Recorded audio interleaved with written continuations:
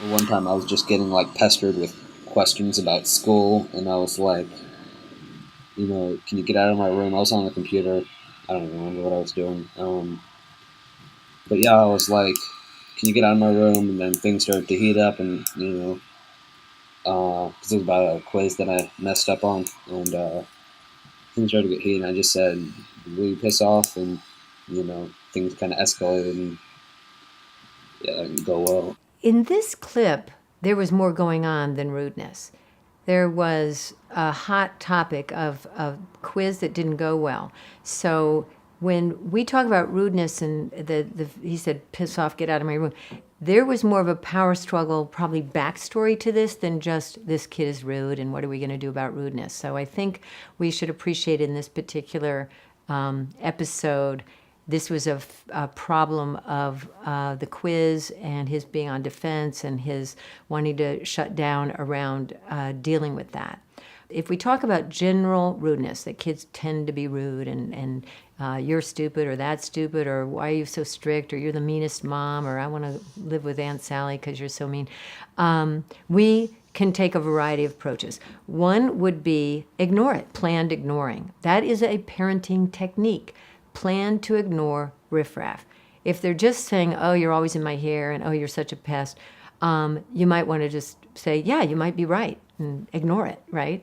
The middle group is sometimes we take it on, sometimes we don't, but in a lightweight kind of way. We might say, like he says, when are you going to take me to go get those tennis shoes? You told me that you would, why do you always have to be doing email when they're just rude? You might always say, scroll back. You're not really, helping me be motivated to go get the tennis shoes. So it would be just kind of in the middle. It's not nothing, and it's not really heavy duty, impingement on his life.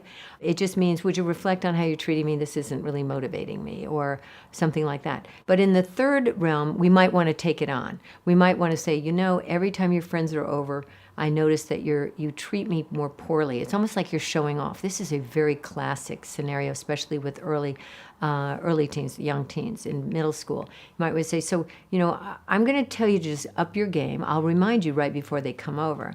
But if I find that you are rude to me in front of them, I'm going to call the event. So this is fair warning. So that would be an actual intervention on rudeness. Now, would I recommend that all the time? Absolutely not, because I just talked about how inevitable rudeness is because their lives are so hard and we impinge so much on their lives. But also, we got to pick our battles or we won't be effective. So I might pick that one if I'm really tired of how my son is treating me in front of his friends. But I won't do it unless I know I'm ignoring a lot and I'm lighter in my touch with other kinds of rudeness. So you really want to think about it as a continuum and make your choices.